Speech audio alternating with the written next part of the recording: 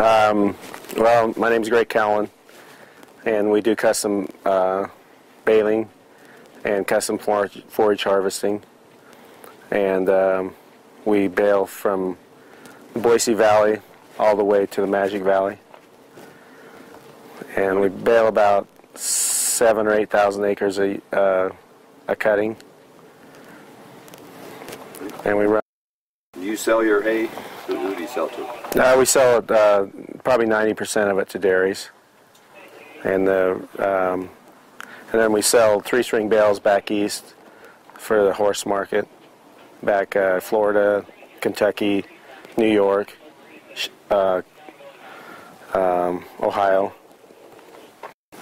Well, on performance over the 4910, which we're running now, we don't have any 4900s anymore. The 4910, with the improvements in the pickup, was a pretty good improvement over the 4900. And then when we started running these, the pickup and the capacity probably picked up, I would say probably 20%, maybe up to 30% in some situations. And the bale weight, it's kind of hard to say. We're probably, if we end up going to full capacity, we're probably getting about the same strokes per bale, or flakes per bale. So if we increase the capacity in it, we're probably not getting any heavier a bale. But in situations when we're not quite in such a hurry and we can slow down a little bit, then we can make a little heavier bale. We've had to run normally in the middle strings, the number 2, 3, 4, and 5 knotters, we run 350 twine, and then in the outside 2 strings, which is 1 and 6, we have to run over 400 twine, otherwise we'll pop strings. So we know that we're getting more alfalfa in the bale at times, so that's been an improvement.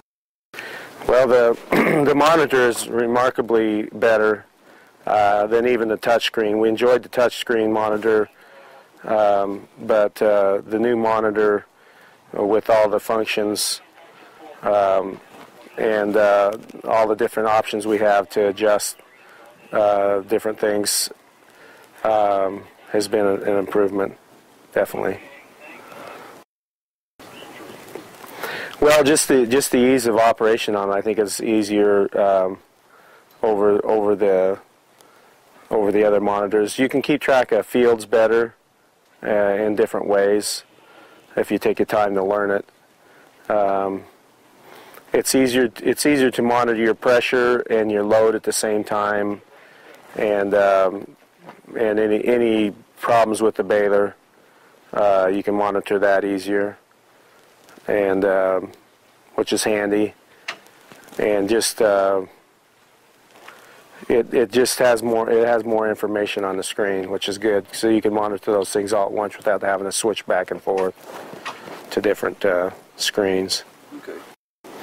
The new pickup is a little more low profile, so it seems to be a little bit gentler on the crop, and it feeds the hay in a little bit smoother. And we virtually have no plugging.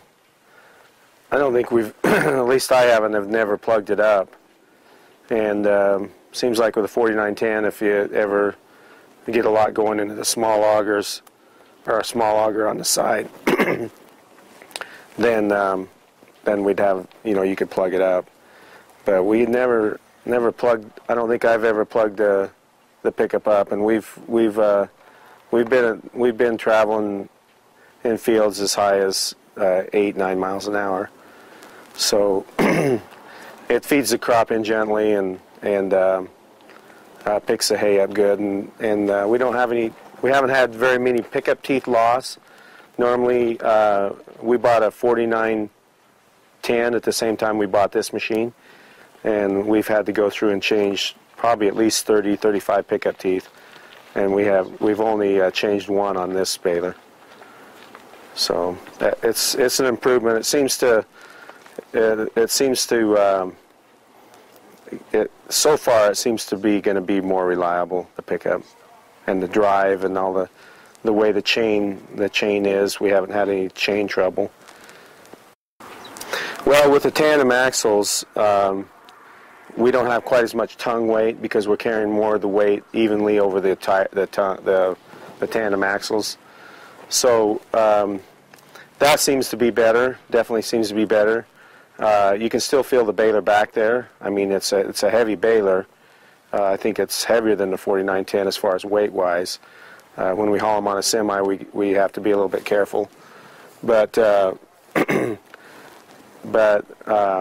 as far as the power to the tractor takes, it's got a little heavier flywheel, and it seems to any heavier slugs that might go through, or of course we don't really get those because it feeds so smooth, but it seems to have a little better power feeding through because of the heavier flywheel. I think that's an advantage.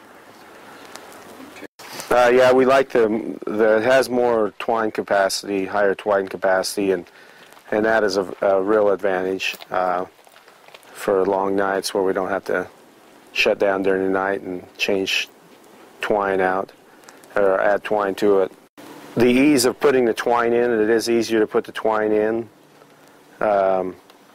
with this baler than the 4910, and we do like the fact that there are a lot less grease points that we have to grease, lube with a grease gun. They've eliminated quite a few of those, especially in the packer area. We have a lot less trouble. We have a lot less trouble with grease lines and things like that, where they've put sealed bearings and cut down on the grease intervals. That's been a huge advantage. That's been a huge advantage. Well, we really like the tandem axles because one of the reasons because the weight reduction on the tongue, and also we can travel faster through the field. It seems to handle rough terrain a little better through the field, and it is a little bit easier on the tractor.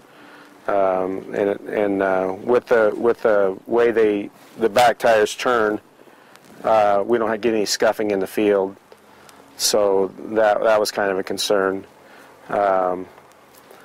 You do have to be careful with it a little bit. I mean, when you back up, you got to be careful, and there's some other things you got to watch out for because of it.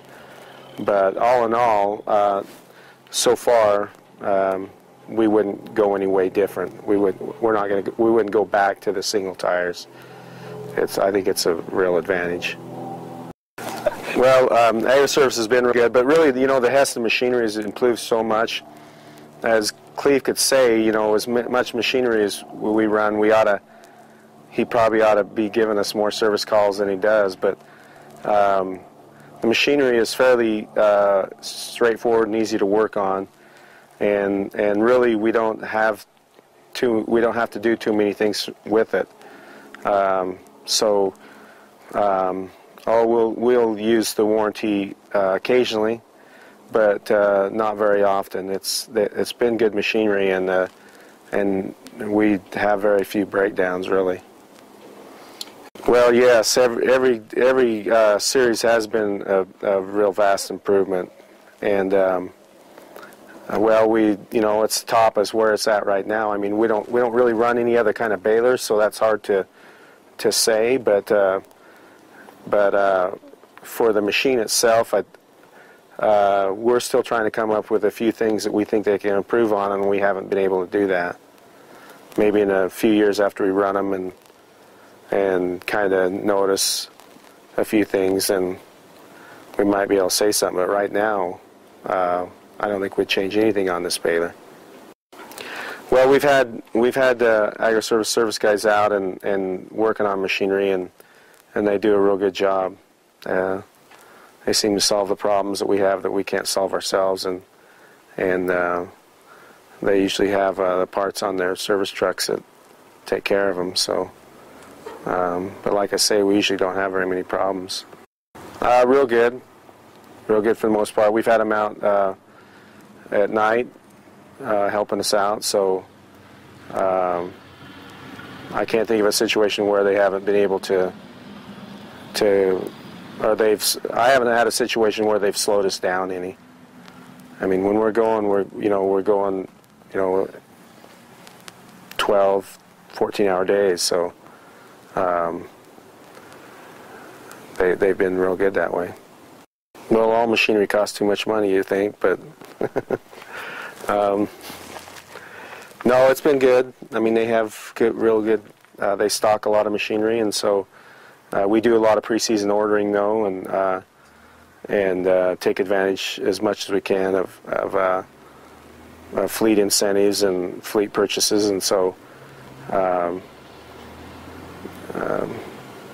we try to keep our machinery up so we don't have a lot of trouble, and so we do trade a lot of machinery, and I think we get treated real fair. No, we really like the new series swathers.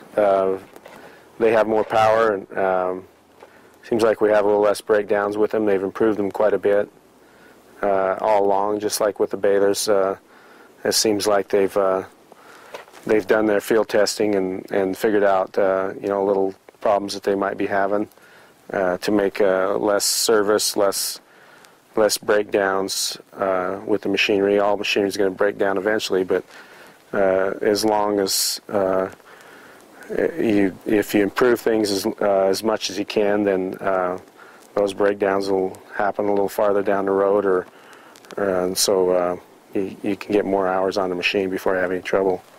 But they've definitely improved the swathers. Well, we just pretty much use the advanced conditioner swather for the end rows and cutting out pipe and stuff like that. We're not really sure if we see an advantage of running all of them yet to it.